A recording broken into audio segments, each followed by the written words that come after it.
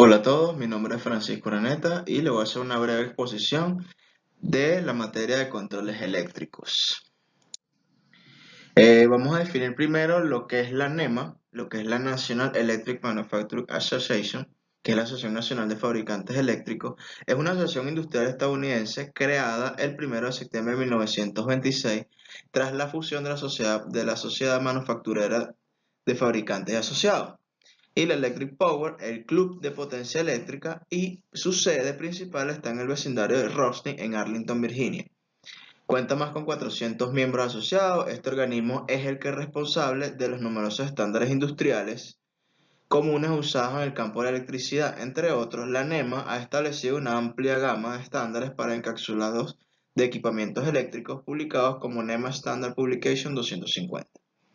¿Cuál es el objetivo? El objetivo fundamental del NEMA es promover la compatibilidad de sus compañías socias, proporcionando servicios de calidad que impactarán positivamente en las normas, regulaciones gubernamentales, economía de mercado, siendo posible todo esto a través del liderazgo en el desarrollo de las normas y protección de posiciones técnicas que favorezcan los intereses de la industria y los usuarios y los productos. El trabajo continuo para asegurar que la legislación y las regulaciones del gobierno relacionadas con los productos y operaciones sean competentes con la necesidad de la industria.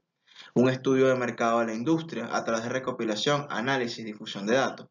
La promoción de la seguridad de los productos eléctricos, es decir, en su diseño, utilización, fabricación, y la información sobre los mercados y la industria de los medios de comunicación y otros intereses.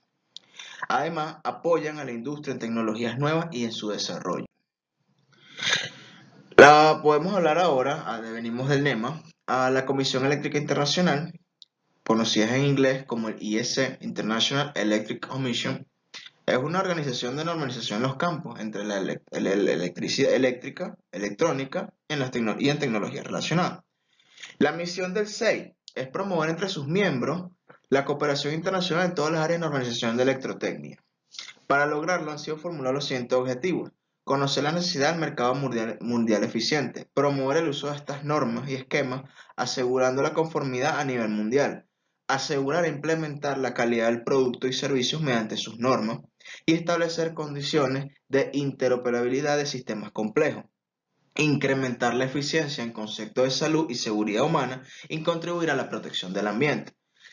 Aparte que dar a conocer los nuevos campos electrónicos. Los estándares del SEI son numerosas normas, se desarrollan juntos con las organizaciones internacionales de normalización que dan como resultado las normas ISO-IEC.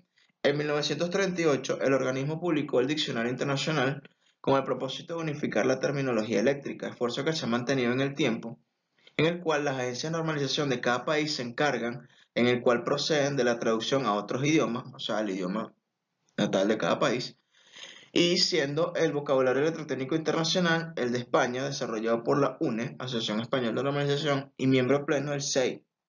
A la SEI se le debe el desarrollo y la difusión de los estándares para algunas unidades a medida, particularmente el Gauss, el Hertz, el Weber, así como las propuestas de un sistema de unidades estándares. Vamos a hablar un poco de la diferencia entre un contactor y un relé encapsulado de pines. Podemos definir que el relé como interruptor eléctrico, que es el que permite el paso de la corriente eléctrica cuando esté cerrado o interrumpido, o sea, cuando no está abierto, pero que es accionado eléctricamente y no manualmente. Los relés sirven para activar un circuito que tiene un consumo considerable de electricidad mediante un circuito de pequeña potencia de 12 o 24 voltios que imantan la bobina. Supongamos que queremos motorizar una puerta de un garaje o la entrada a una finca o a un portón de un condominio. Para ello necesitaremos un mando a distancia que consiga activar a través de un receptor esa pequeña carga. Para poner en funcionamiento el relé, la bobina se imantará y cerrará el circuito eléctrico que alimenta el motor que sirve para abrir la puerta. También lo podemos utilizar para encender máquinas, motores, sistemas de alumbrado, etc. El relé encapsulado de 3 pines, para la protección de motores contra sobrecargas y contra desequilibrios y ausencia de fase, así como en arranques demasiado prolongados de un motor. Incorporan sección de rearme manual en el test de disparo e indican el disparo y la selección de regulación en los amperios. Hablemos del contactor, porque el contactor es un elemento electromecánico que tiene la capacidad de establecer o interrumpir la corriente eléctrica de una carga, con la posibilidad de ser accionado a distancia mediante la utilización de elementos en el cual comandan y están compuestos por un circuito de una bobina, un electroimán, por la cual circula una menor corriente de la carga entre sí. ¿Qué partes constituye un contactor? Entre las partes más importantes pues tenemos la carcasa, el electroimán, la bobina, el núcleo y la armadura. También podemos indicar 4 características eléctricas necesarias para la selección de un buen contactor. El número 1, podríamos decir que el tipo de corriente, la tensión de alimentación en la bobina y la frecuencia, la potencia nominal de la carga, y si es para un circuito de potencia o de mando en el cual el número de contactos auxiliares es lo que se necesita. O sea, necesita lo que necesita los contactos auxiliares. Para trabajo silencioso o con frecuencia de maniobras muy altas es recomendable usar contactores estáticos o de estado sólido. Eso es muy importante. También podemos hablar de la diferencia entre un interruptor termomagnético y un interruptor solo magnético. La diferencia es básica. El interruptor solo magnético abre el circuito cuando existe una diferencia entre las corrientes entrantes y salientes del circuito.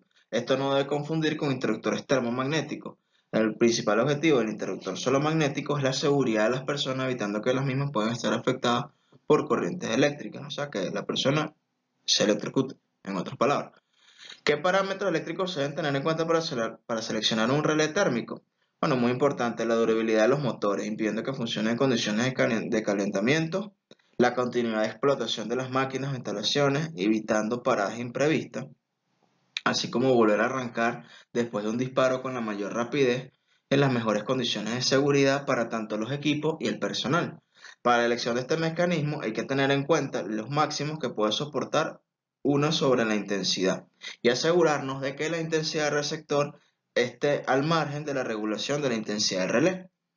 Los relés térmicos o relés térmicos de sobrecarga son los aparatos más utilizados para proteger los motores contra sobrecargas débiles o prolongadas.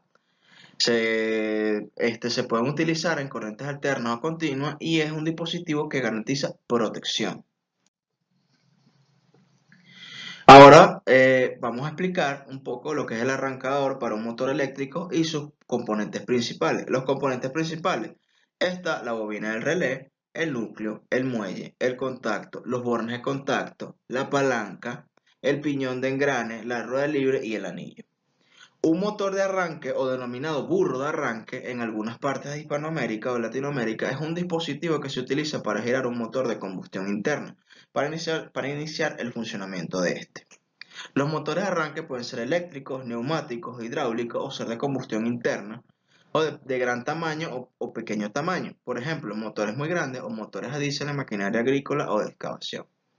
Los motores de combustión interna son sistemas de retroalimentación que una vez arrancados dependen de la inercia de cada ciclo para iniciar el siguiente. En un motor de 4 tiempos, la tercera vamos a decir, carrera, velocidad, es la que libera la energía, impulsando la cuarta al escape.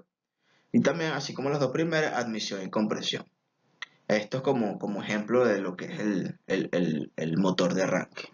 Para iniciar el primer ciclo del comienzo de una sesión en particular, las dos primeras carreras deben ser alimentadas de alguna manera, que no sea el motor el mismo.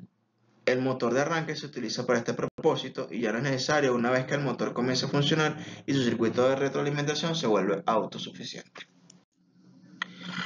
Hablemos de las características y las diferencias entre un temporizador electrónico off-delay y un relé con bloque temporizado neumático off-delay. Un relé normal, como ya lo hemos visto, es un aparato eléctrico que funciona como un interruptor accionado eléctricamente y cuando le llega la corriente a la bobina del relé, los contactos de estos se cierran y los cerrados se abren.